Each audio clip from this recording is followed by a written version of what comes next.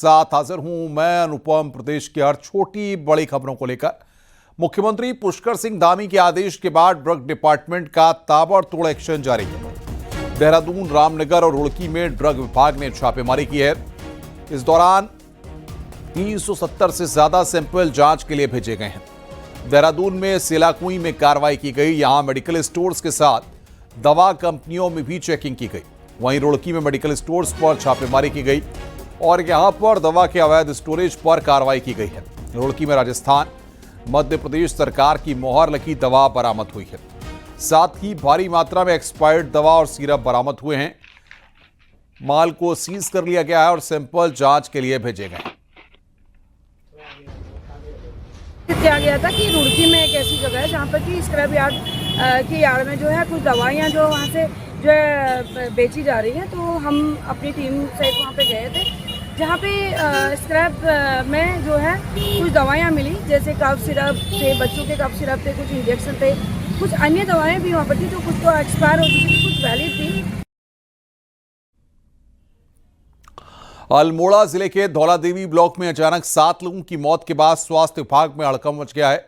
मरने वालों में 2 लोगों की मौत हार्ट अटैक से हुई है, जबकि 5 मौतों को संदिग्ध माना जा रहा है। स्वास्थ्य विभाग ने प्रारंभिक जांच में आशंका जताई है कि ये मौतें किसी वायरल या बैक्टीरियल इन्फेक्शन से जुड़ी हो सकती हैं।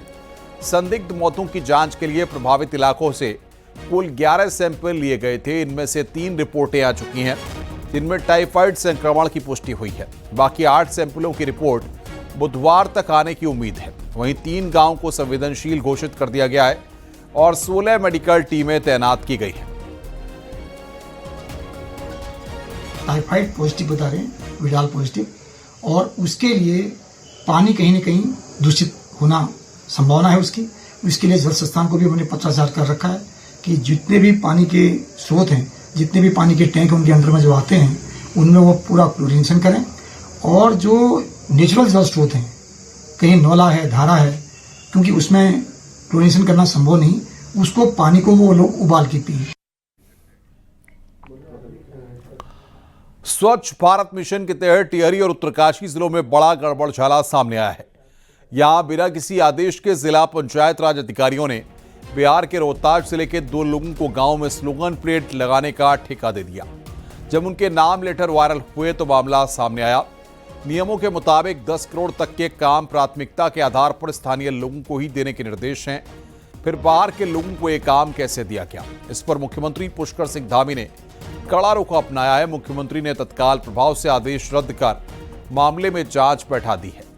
उत्तरकाशी के डीएम ने जिला पंचायत राज अधिकारी को कारण बताओ नोटिस जारी किया है, तो टिहरी में भी जिला पंचायत राज अधिकारी का जवाब तलब किया गया है। मामले में और भी गड़बड़ियां सामने आई हैं। जिन लोगों को ठेका दिया गया वो बिहार के एक ही मोहल्ले के हैं। उनके नाम उपेंद्र और निपेंद्र लिखे गए हैं, लेकिन शक है कि दोनों नाम एक ही व्यक्ति के हैं। जानबूझकर स्पेलिंग मिस्टेक की गई है। दरअसल स्वच्छ भारत मिशन के तहत गांव में बेटी बचाओ, घर घर शौचालय जैसे स्लोगन की प्लेट्स लगनी थी, जिसकी कीमत 50 रुपये प्रति मकान वसूली की जा रही थी।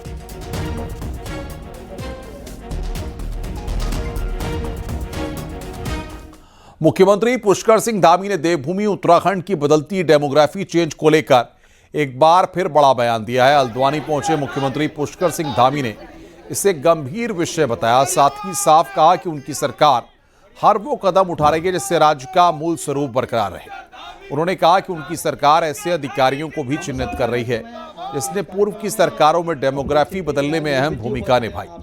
साथ ही मुख्यमंत्री ने कहा कि सभी डीएम को राशन कार्ड से लेकर बिजली पानी के फर्जी बिल, फर्जी आधार कार्ड जैसे मामलों की जांच के आदेश दिए गए हैं।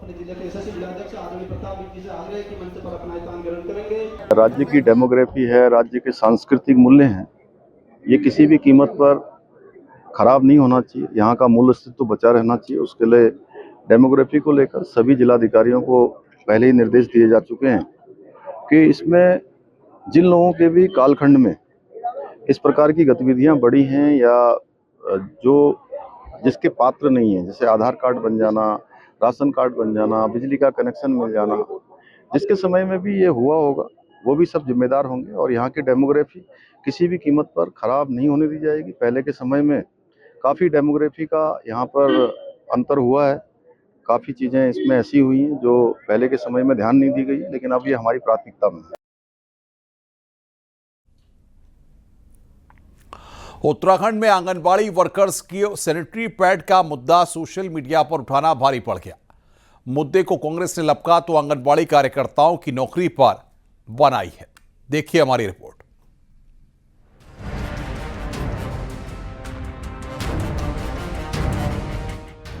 पिछले दिनों आंगनबाड़ी वर्कर्स ने एक साथ आकर एक पोस्ट के जरिए सैनिटरी पैड महिलाओं को बेचने का मुद्दा सोशल मीडिया पर उठाया, लेकिन ऐसा करना उन्हें भारी पड़ गया। आंगनबाड़ी कार्यकर्ताओं की अध्यक्ष रेखा नेगी को विभाग की तरफ से शोकॉज नोटिस जारी हुआ है, जिसके बाद प्रदेश भर की आंगनबाड़ी कार्यकर्ताओं ने विरोध शुरू कर दिया है। जो सैनिटरी नैपकिन का जो मैंने जिक्र उसमें किया है वो जिक्र बिल्कुल सत्य है। जियो के आधार में उसे 15 रुपये लिखा हुआ है और आज उसको जियो मैंने आज जियो के हिसाब से जियो भी हमने अपने DPO सर को दिया है। तो मैं आप लोगों को बताना चाहूँगी कि जिस तरह मुझे घेरा गया है आज एक बात को लेकर कि मैंने आवाज़ उठाई है, क्या अपने हकों के लिए आना गलत बात है? तो अगर ये विभाग इसको गलत मानता है तो मैं उस गलती की सजा भुगतने के लिए तैयार हूँ। नोटिस और सैनिटरी पैड के मुद्दे पर विभागीय मंत्री का कहना है कि ये राजनीति चमकाने के लिए प्रेरित मुद्दा लग रहा है। सैनिटरी पैड को बकायदा हेल्थ एक्सपर्ट की टीम का अप्रूवल है। अगर किसी को दिक्कत है तो विभाग के सामने अपनी बात रखनी चाहिए, ना कि विभाग की छवि खराब करनी चाहिए। कहीं पे 1% मैं कह सकती हूँ कि भाई कहीं पे कोई चीज़ दिक्कत आई है तो इसका मतलब ये नहीं कि पूरी व्यवस्था पे प्रश्न चिन्ह बनता हो। तो ये एक दुर्भाग्यपूर्ण है और मुझे लगता है कि हमारे डिपार्टमेंट के यदि चाहे वो आंगनबाड़ी बहनें हैं, चाहे वो हमारे डिपार्टमेंट के अन्य कर्मचारी हैं, सबका ये दायित्व तो बनता है कि किसी मामले को सेंसेशनल बनाने के साथ में अपनी एक जिम्मेदार भूमिका निभा। पिछले हफ्ते ही देहरादून के रायपुर ब्लॉक में आंगनबाड़ी सेंटर में सड़े अंडे बांटने का मामला भी सामने आया। ऐसे में अपनी बात कहने पर विभाग के नोटिस जहां आंगनबाड़ी कार्यकर्ताओं को खल रहा है, वहीं एक साथ प्रदेश के 20,000 से ज्यादा आंगनबाड़ी कार्यकर्ताओं का विरोध भी विभाग की मुश्किलें बढ़ाने के लिए काफी है। न्यूज़ 18 के लिए देहरादून से भारती सकलानी की रिपोर्ट। आगे बढ़ते हैं। अल्मोड़ा में ताड़ीखेत की रायका जैना में प्रेम प्रसंग के शक में हंगामा हो गया। महिला ने स्कूल पहुंचकर अपने शिक्षक, पति और महिला टीचर की धुनाई कर दी। महिला ने अपने पति पर महिला टीचर से प्रेम प्रसंग का आरोप लगाया। महिला का कहना है कि कई बार समझाने के बाद भी उसका पति नहीं माना तो पत्नी ने स्कूल में ही जाकर प्रेमिका की जमकर क्लास लगाई। वहीं मुख्य शिक्षा अधिकारी ने स्कूल से पूरे मामले की रिपोर्ट मांगी है।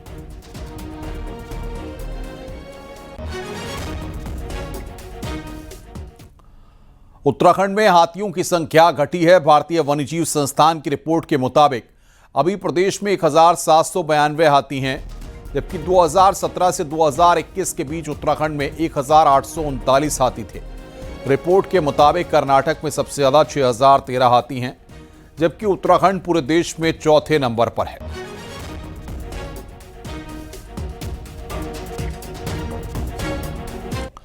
उत्तराखंड में वन विभाग की टीम दिन रात जंगलों की खाक छान रही है।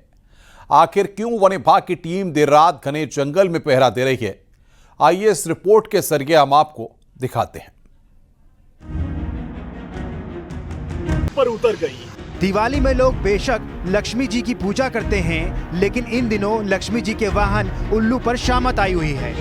दिवाली नजदीक आते ही उल्लू के शैतान सक्रिय हो गए हैं। दरअसल दीपावली के मौके पर तंत्र मंत्र के लिए उल्लू की मांग बेहद बढ़ जाती है। यही वजह है कि इन दिनों जंगल से जुड़े इलाकों में शिकारी एक्टिव हो जाते हैं। दिवाली में उल्लू की पूजा होती है और ये लक्ष्मी का जो वाहन है उल्लू, तो लक्ष्मी की पूजा विशेष करके होती है और दिवाली में इसको विशेष कर पूजा जाता है। और तंत्र मंत्रों के लिए भी उल्लू प्रयोग किया जाता है। कीमत इसकी बहुत बढ़ जाती है, चौगुनी बढ़ जाती है दिवाली के समय में। वन विभाग भी उल्लुओं को शिकारी से बचाने की कवायद में जुटा हुआ है। जंगल में वन विभाग ने गश्त को बढ़ा दिया है और उल्लुओं की सुरक्षा के चाक चौबंद इंतजाम भी किए हैं। समन्वय स्थापित करके और इस तरीके से वर्क किया जाए, हमारी क्वालिटी जो है वो हमेशा प्रोएक्टिवली तैनात रहे कि किसी भी तरीके से ऐसी घटना ना होने पाए। खुदा ना खास्ता अगर ऐसे कोई चांसेस कहीं मिलते हैं कि ऐसी कोई घटना होने की संभावना है या कोई पकड़ा जाता है ऐसा कुछ करते हुए, तो ऐसी स्थिति में जो है वो वाइल्ड लाइफ प्रोटेक्शन एक्ट के तहत जो है विभिन्न धाराओं में जो है वो कार्रवाई की जाती है। दीपावली जैसे मौके पर उल्लुओं की तस्करी का खतरा सबसे अधिक होता है। अंधविश्वास के चलते लोग दीपावली पर तांत्रिक पूजा के लिए उल्लुओं का इस्तेमाल करते हैं। उल्लू का शिकार और तंत्र मंत्र विद्या में इसके अंगों का प्रयोग सिर्फ अंधविश्वास ही नहीं बल्कि कानूनी जुर्म भी है। ऐसे में इन पाखंडियों के चक्कर में आकर आप रातों रात करोड़पति तो नहीं लेकिन सलाखों के पीछे जरूर पहुंच जाएंगे। कैमरा पर्सन के साथ कुलदीप जॉन, न्यूज़ 18 विकासनगर। दीपावली रोशनी का पर्व है और सरोवर नगरी की खास सौगात दिवाली को और भी खास बना देती है। जितना खूबसूरत नैनीताल शहर है उससे कई सुंदर यहां की मोमबत्तियां हैं। ये रिपोर्ट देखिए।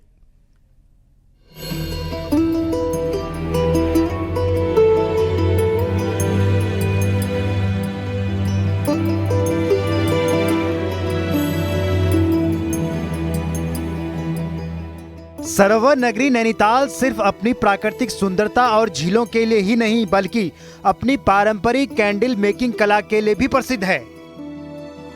दुकानों में सजे ये फल, ये मिठाई नहीं बल्कि ये नैनीताल की खास मोमबत्तियां हैं। एकदम सजावटी और दिल को छू जाने वाली ये मोमबत्तियां दीपावली में घरों को रोशन कर रही हैं। देश भर के पर्यटक नैनीताल आकर इन मोमबत्तियों को खरीदते हैं तो उपहार के तौर पर भी अपने रिश्ते नातेदारों के लिए ले जाते हैं। इन मोमबत्तियों की खास बात यह है कि जलने के साथ घरों को ये अपनी खुशबू से महकाती हैं। बहुत ही अच्छा लगेगा भी क्योंकि दीपावली में तो दिया ही सब कुछ होता है तो अच्छा है गिफ्ट के पर्पस में। दीपावली होता है रोशन का, सब जगह जो कैंडल लाइट्स वगैरह सब लगता है तो हम इसलिए तो मैं थोड़ा ज़्यादा ही खरीदूंगी।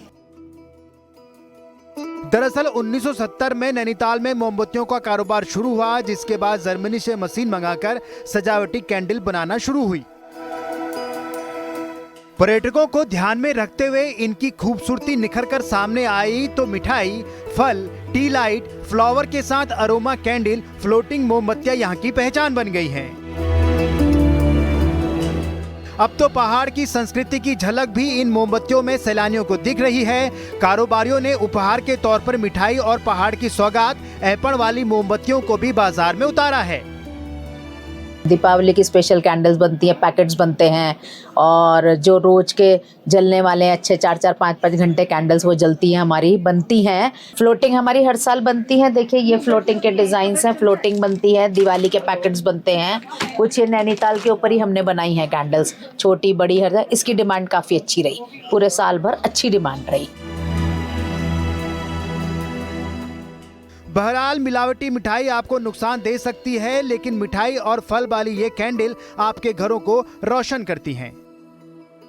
मौका दीपावली का हो और नैनीताल के कैंडलों की बात ना हो, ऐसा कहां हो सकता है। जिस तरह से नैनीताल के कैंडल आज रोशन दुनिया को कर रहे हैं वो अपने आप में बड़ी उपलब्धि है। हालांकि सरकारों को चाहिए कि नैनीताल के कैंडल कारोबारियों को राहत दें ताकि नैनीताल की कैंडल की ये खुशबू विश्व भर में बिखेरी जा सके।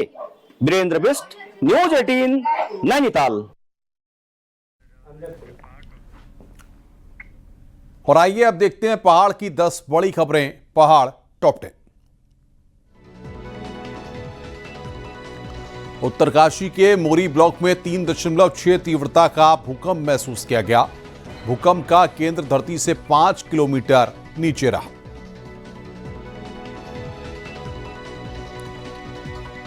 हरिद्वार में कांगड़ी के सोमेश्वर मंदिर में पीतल का नाग और कीमती सामान चुराने वाले आरोपी को पुलिस ने गिरफ्तार किया है।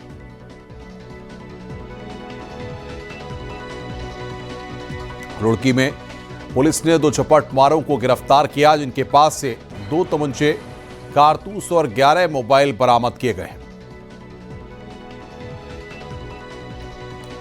भ्रष्टाचार के खिलाफ हरिद्वार में प्रशासन ने कार्रवाई करते हुए अकौड़ा खुर्द के ग्राम विकास अधिकारी शंकरदीप को सस्पेंड कर दिया है। हरिद्वार के शिव मूर्ति चौक पर भी कांग्रेस ने केंद्र सरकार और चुनाव आयोग के खिलाफ हस्ताक्षर अभियान चलाया। केंद्र सरकार पर लोकतंत्र विरोधी गतिविधियों का आरोप लगाया गया है।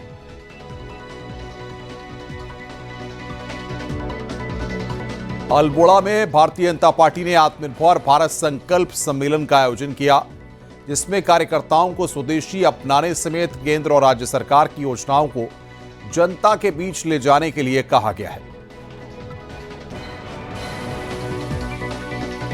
रुद्रप्रयाग में पुनाड़ गदेरे के किनारे कूड़ा जलाने का व्यापारियों ने विरोध किया, जिसके बाद नगर पालिका के सफाई कर्मचारी ने आग को बुझाया है। जोशीमठ के पैनखड़ा समुदाय को ओबीसी सूची में शामिल करने की मांग को लेकर एक बार फिर से संघर्ष समिति मुखर हुई है। समुदाय ने मुख्यमंत्री और एसडीएम को एक ज्ञापन सौंपा है। कोटद्वार के हल्दूघाता में बन रहे आयुष अस्पताल के काम का अपर सचिव आयुष विजय कुमार जोगदंडे ने निरीक्षण किया और अधिकारियों को कार्यों में पारदर्शिता और गुणवत्ता सुनिश्चित करने के सख्त निर्देश दिए हैं। नैनीताल में सड़क चौड़ीकरण के लिए गोविंद वल्लभ पंत की मूर्ति को भी शिफ्ट करने का काम शुरू कर दिया गया है। इससे पहले तल्लीताल में गांधी की मूर्ति को भी हटाया गया था। चमोली में पिछले दिनों भारत चीन सीमा में हुई भारी बर्फबारी के बाद सड़क मार्ग बाधित हो गया था, जिसे अब बीआरओ ने खोल दिया है। वहीं ऊंचाई वाले इलाके की सड़कों पर बर्फ ज्यादा होने से यात्री देवताल तक नहीं पहुंच पा रहे हैं। इसके साथ ही बर्फबारी के बाद से तापमान में भी भारी गिरावट दर्ज की गई है।